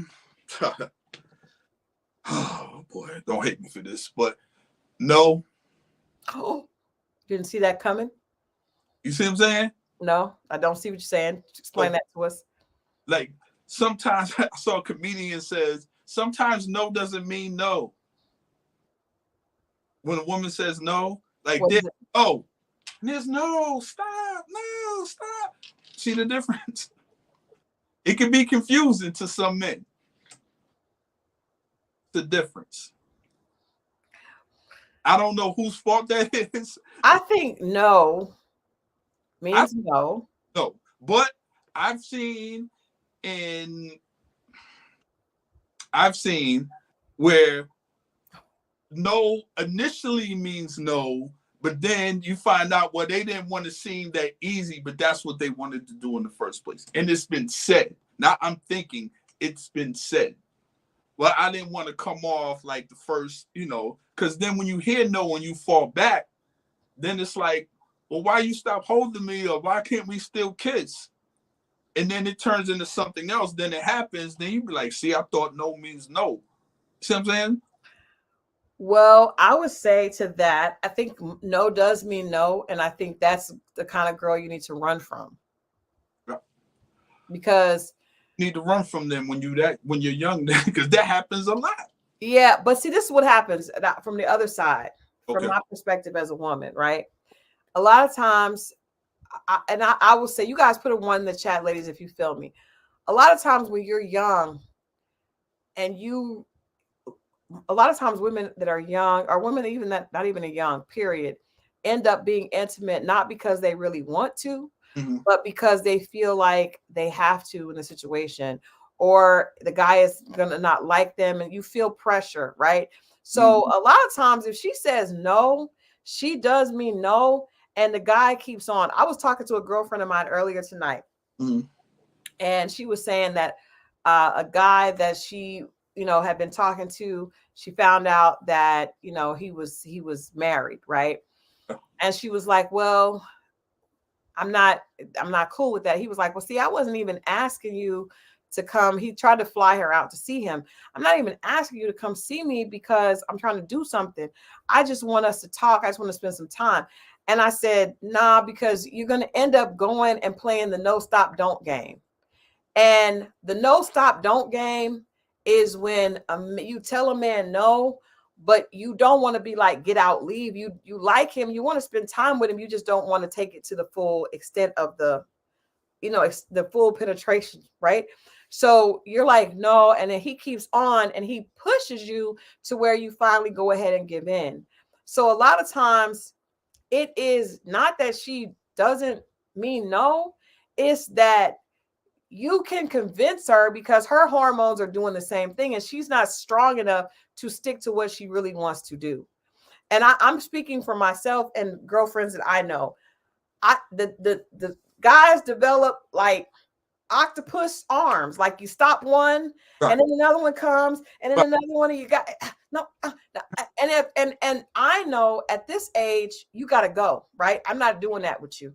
Right. But when I was younger, you go ahead, and then it feels good, or he knows, because a lot of times guys like, I know if I can start touching her right there, she'll go ahead and do it. And it's a fight, and it's like like I said, I learned I don't want to play no stop don't. So if I say no and you start kissing me and start trying it again, then I need to go. But when I was younger, I didn't know that. So was there advice to young women now, like go? If you say no, your no needs to be followed up with actions of getting yourself out of the place. Okay. No, I like that. And that's what I'm saying. But to the guy, like the playful no, I would say the stern no, and look him dead in the face and say no. Go with that one. Hit no and move. And it really, but honestly, I would tell my son, if her mouth says no, leave her alone. No, I say that. And if she comes after you, then you be clear. Now, you said no, so I stopped. Have you changed your mind? Put it back on her. I like the clearness of that. I like that approach, because when you do stop, then it becomes, why you and these young men are just as confused. Well, they just want what they're trying to do. But if the girl says no, stop. And to the girl, when you say no, follow that up by telling yourself go. No, and go. And that needs to be what it is, because I do know a lot of times men will become very like, start kissing you and then hold you down. And then it's got to be an uncomfortable no. It's got to be I said stop. I'm serious. Like, that's uncomfortable. Yeah. And especially, I mean, I haven't experienced that as an adult, but that was what happened a lot in college, and that kind of that 20s and stuff like that.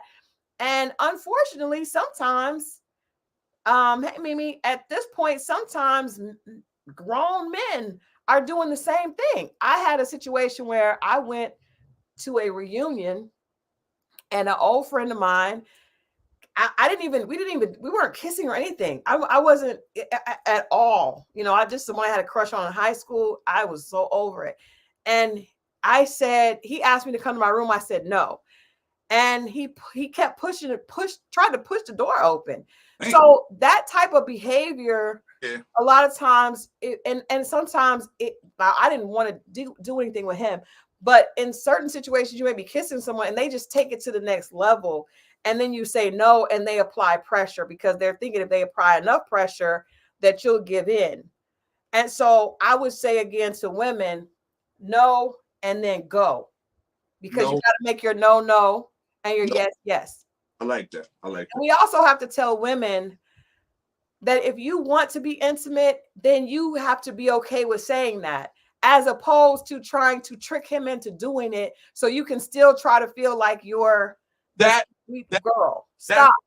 That's the part what I'm talking about. Like it's been circulating again. I don't know why, but the New Orleans situation in the Ready to Love, the spinoff. Oh yeah. Okay, when homeboy, you know, he drank the water when ain't no water in it. And he was like, okay, and she was like, no, I wanted you to fight. Yeah. You see what I'm saying? Mixed signal. Yeah, mixed signals. I do know from you, and even like a lot of times a woman wants to feel like the man desires you so much that he just ravishes, like takes over, right? So if you come in and you gotta go through this whole theatrical situation of sitting next to him and like and trying to make him. Yes, that's a problem. We need to teach because then it is going to be a mixed signal for him when you are serious and you mean no. Then he's not going to know because you spent all this time trying to. I told you the chick I kicked out the house. Yeah, I remember. She laying in the bed nude. She told me before. She said we're not going to do anything. I said, fine. I turned to the right. I don't know what she did. I don't know if she lay on the back or whatever. I just turned to the right and was trying to go to sleep. Yeah. You're not going to hold me? I said no. We're nude. Why would I hold you? If you told me not, why would I want to do that? And then she got mad and was like, well, I bet you if I was going to, you know, you would hope. And I was like, yo, what? And I was like, well, you could get out. Here we go. And then she said something. Then I felt like I had to go all the way with it. And it wasn't, well, you can get out. It was get out. And every time I see her bump into somewhere, she reminds, you were the only person that ever kicked me out the house. Yes, I did. But that was also a repeat performance of play. That's what I mean. I don't want to play. Listen, I'm not playing them games. If you said we're not going to, that's perfectly fine. But all that bumping up against me, telling me to hold you, we both have no clothes on. Why would I do that? First of all, I don't believe, this is what I started realizing. I don't believe in spending the night with adults that I don't feel comfortable being intimate with. Thank you. Stupid game. I don't want to play it. I'm going home. Thank you. Screw you. I'm going home because I don't want to feel the poke coming through unless we're using the poke. Okay. And I just don't want to do it. Like, it's dumb. I'm not going out of town if I'm not comfortable being intimate. And if I do, I have gone where just give me another room. Because if we're in the same room, now we got to figure out what I can put on so that you're not trying to come through it. And I don't want to have a sleepover with an adult. Sleepovers are not fun with adults. It's lame. Naked. So yes. Yeah. Why are you naked and I'm naked and you're I don't. Thank you. The stupid. Sorry, but we need to let women feel comfortable with their sexuality so that they can say, you know what, I'm good with this, right? Without making it seem like it has to be his decision, right? Don't be afraid, ladies. Stand up and say if that's what you want to do. We all grown. Speak on it. Speak on it. Y'all don't ever want us to speak on anything else. all of a sudden now you want a speech. Speak on stuff that I care about. I don't care about that other shit. I don't care. You're riding with this chick one day. She gonna talk about my grandmother used to go to that church. I don't care about that. Why don't care about that shit?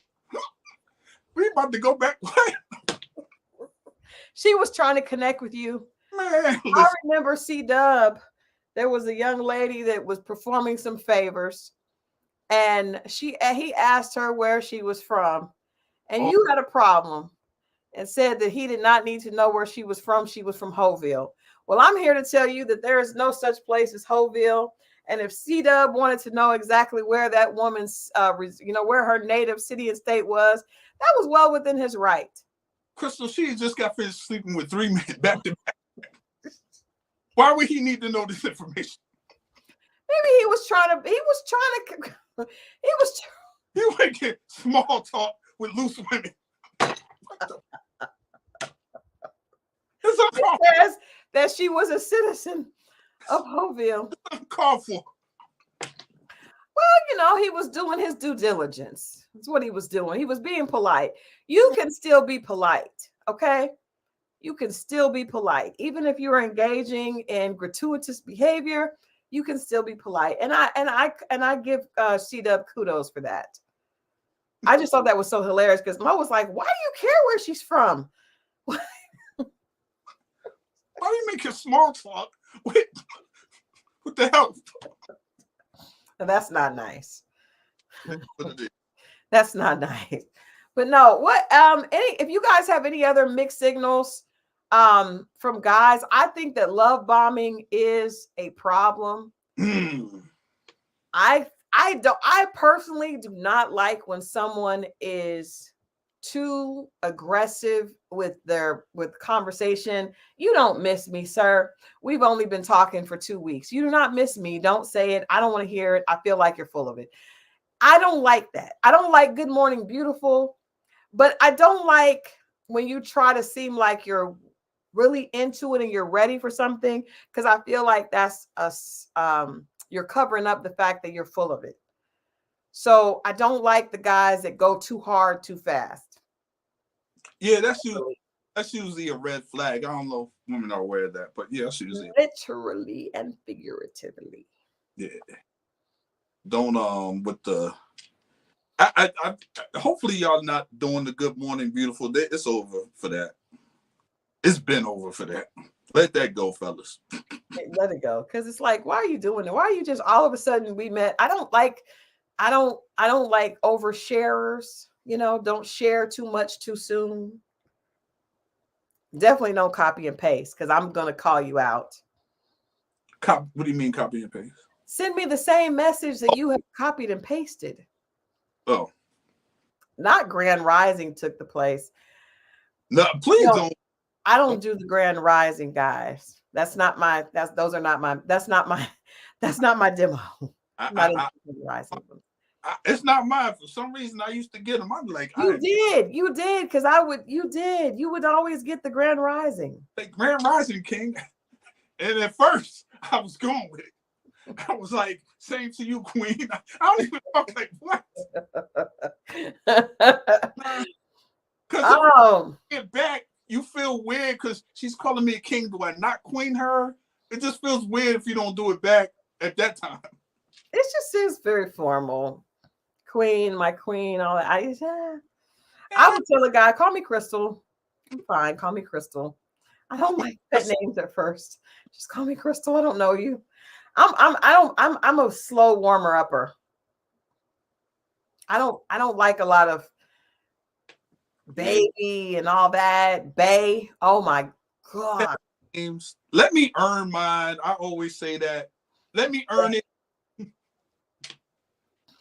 Yeah, I don't like that. And if you're gonna have a problem with, don't come in being a provider if you can't keep up the consistency.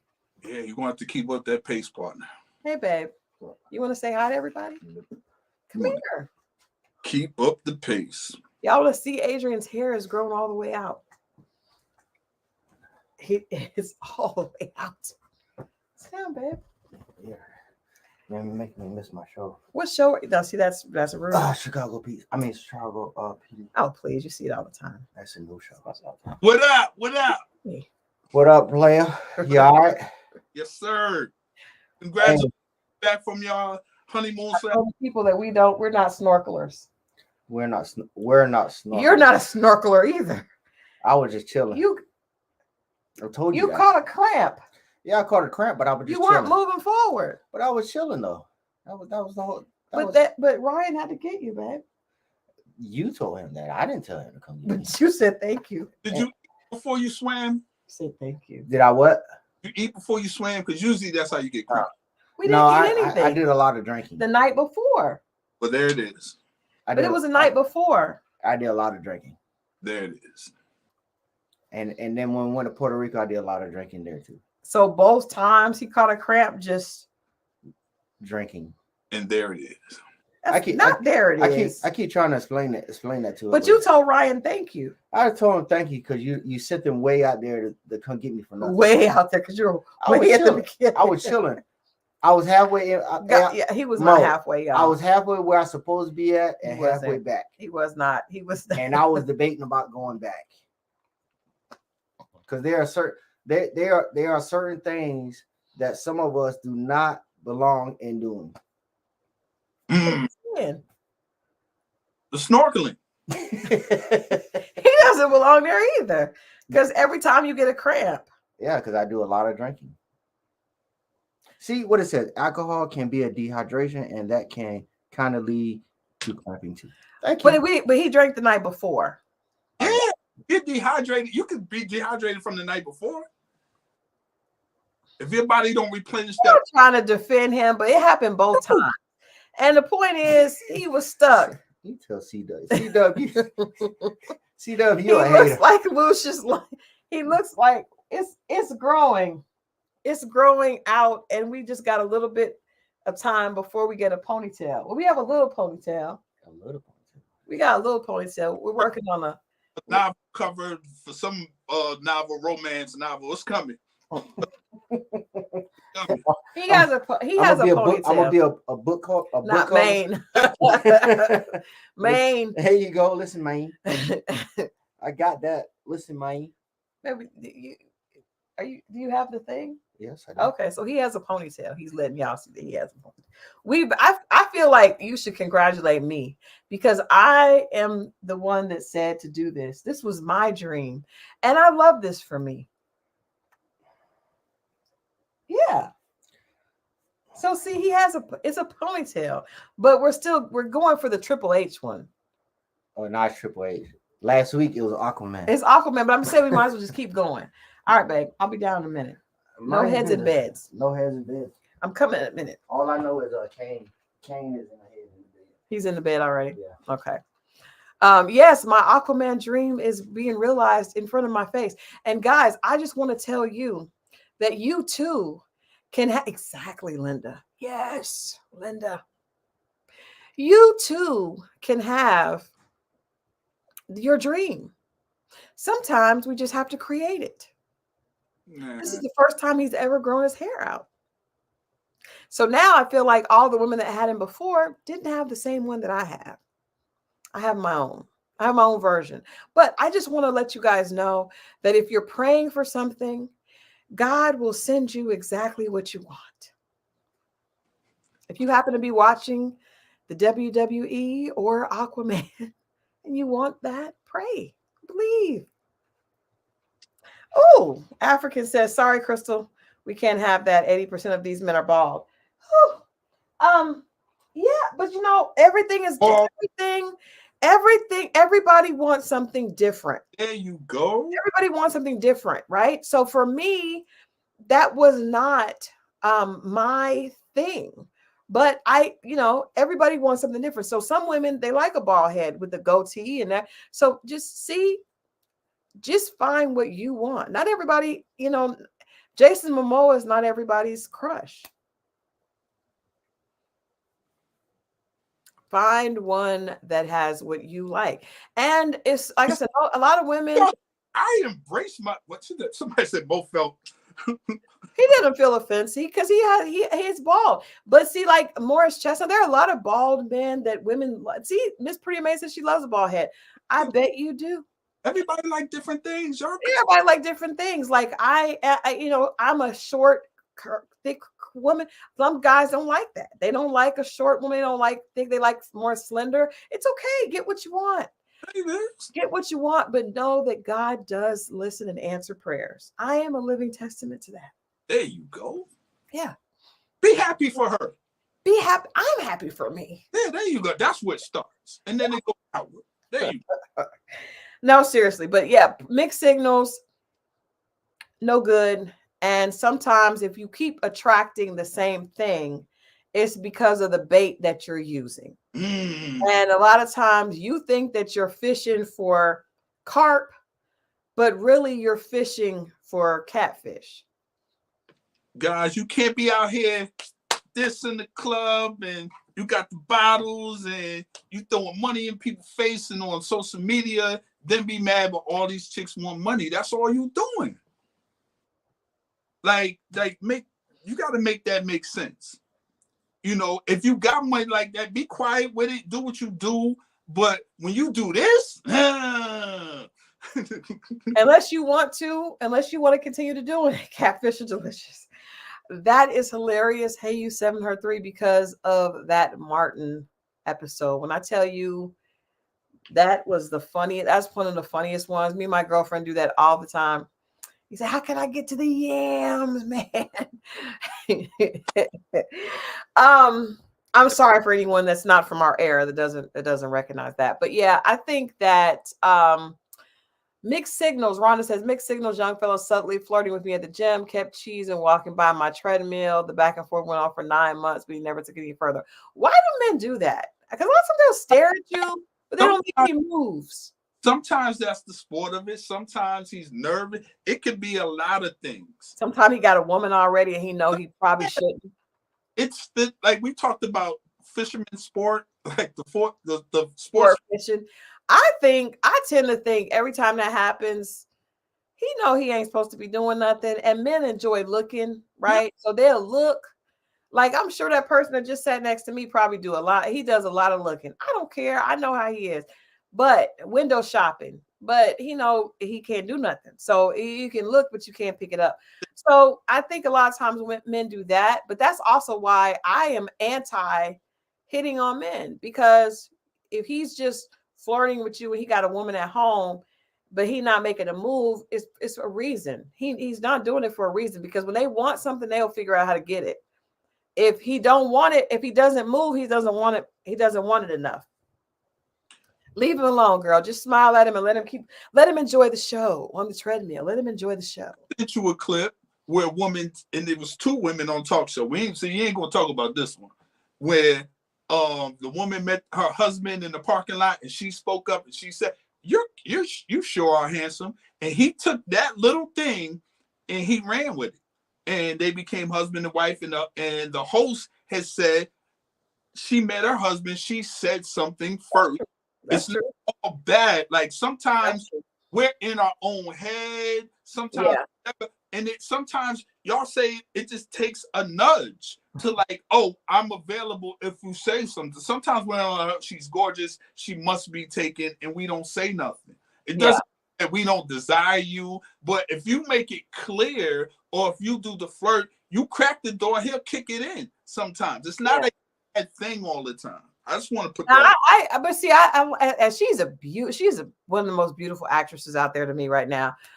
She's gorgeous. I can't pronounce her name. She's on Reasonable Doubt, but she said that she complimented her husband and they ended up talking. I think that if you compliment a man, that's fine. That's if it. You try to holler at him, that's different. So I don't think there's anything wrong with a complimenting a person, because I think you can compliment a person even if you're not like, you can compliment somebody, but if you're single and he's available and you pay him that compliment and he's attracted to you, that he's gonna make the move. Now what the problem is, when you give him a compliment, if he don't say nothing, girl, he don't like you. If he don't make the move after that, then he's not at that into you. Pushing. I had a woman You say, know, Kenisha, that is her name, but I still don't know how to pronounce it. But she's absolutely drop dead gorgeous. And she said that she met her husband, um, and she saw him at a mall, and she said something to him, and then they talked, and then in the yes, parking. in the parking lot. Yeah. I remember being at a bar on an L-shaped bar. I'm this way, karaoke night, and it was maybe 4 people at the bar, L-shaped. Chick came over to me and said, like, I just want you to know that you are very handsome, da da da da, and took 3 steps back. I had to, hey, talk about a drink, and then things went from there. But I was in my own world. I wasn't even thinking about, like, I'm watching the game, it's karaoke, it's basketball playing. But then when she said, I'm not thinking she's paying it. I don't know who's paying attention to me. Sometimes we don't see you. You know what I'm saying? Stop thinking because you got dressed and made yourself up that every man in the room is paying attention to you. I just feel like my way is tried and true. I make the eye contact. I learned There you go. make the eye contact and I don't break it. That's another. And when they break it, I got them. You see how big our eyes are? You can't miss that shit. So I mean, it just happens. And then one of my girlfriends, well, it's her ex-boyfriend now, they were watching me in the club. He was like, I see Christal's game. She got big eyes and long lashes, and she does this little lash. I learned that in middle school. Black the lashes, look down, but keep that gaze. Works like clockwork. Yes, works like clockwork. What did it say? Fried dye, lamb to the side, red beans and gravy. I ain't too lazy. Got him. Yes. Well, tonight has been fun. Let us know if you're watching this on the replay. Let us know what mixed signals you have gotten from the opposite sex, or maybe if you have put out some mixed signals yourself. I admitted tonight I am a flawed woman. I have been the villain in someone's story before, but Yeah. I'm a better woman today than I was back then. There you go. I'm a better woman. Remember Friday, we are talking about Love and Marriage Detroit. Yes, we are. I am also going to throw a little bit in because of Love and Marriage Detroit and a little bit of Love is Blind. Just because it's a lot going on. But I didn't know if we was doing it. I was gonna watch. Yeah, let's watch if you can. If you can, I could watch this weekend, but I didn't know if we was doing it or not. Yeah, it just came out, and I had to write an article about it I had to turn in. So let's we watch. You know what? Love and Marriage Detroit, and then we could do Love is Blind next week. Next Wednesday, big Dating Diaries. Kojo is joining us, and I forget the other young lady's name, but we're going to put out a flyer to remind you all. But make sure now we've had a good group tonight, over 100 people in the chat on a Wednesday, but I don't see no likes, so I need you guys to go ahead and like this. If you're watching on Facebook, go ahead and put an XO there so we can see that, and we know that we need to keep doing these on Facebook as well. But yes, Wednesday is going to be star-studded when we welcome the Little Black Book. But Wednesday, Mo and I will be back. Friday at 10 o'clock for relationship recap. And Love and Marriage Detroit is making me tired. It's making me tired with Brandon. And Brandon does look like a lot like Adrian, which is weird. And y'all can go to OWN and watch it, pardon. Yes, go to OWN and watch it and catch up on this season, and then meet us back here Friday, 10 p.m. as always. The Pop the Balloon. A lot of people tell me to watch Pop the Balloon, and I do watch it. We just haven't talked about it, but I do. We actually have talked about a couple of them. Mo and I have gone over a couple of them, so we may have. You know what? Maybe I'll pull some clips from Pop the Balloon because so many people have asked me about that. I do watch it. I don't watch it all the time, but I watch that, and then I also watch Kendra G's Singled Out. But I'll pull some of the Pop the Balloon so we can talk about it, and we'll have a good time on Friday. Friday nights are a party. Pajama Mo is in the building. He's in there with his silk pajamas. I may try to put on my cotton ones this weekend. And so yeah, we'll see you guys back here Friday, 10 p.m. 10. Don't miss it. And then next Wednesday, Kojo from Little Black Book joins us with another female dating relationship coach. And we are going to talk about the economics of dating. You do not want to miss it. You do not. Also, Monday, that Christal out Monday. Pop Culture Power. I'm going to be talking about all this Love is Blind and all this foolishness that I continue to write about for Collider. I did a really big piece on Real Housewives of Potomac. This season is a hot mess. We're going to be talking about all of that on Monday, but we'll be back right here on Friday at 10 o'clock. See you guys then. Have a good week. Be productive. We love you all. All right, y'all.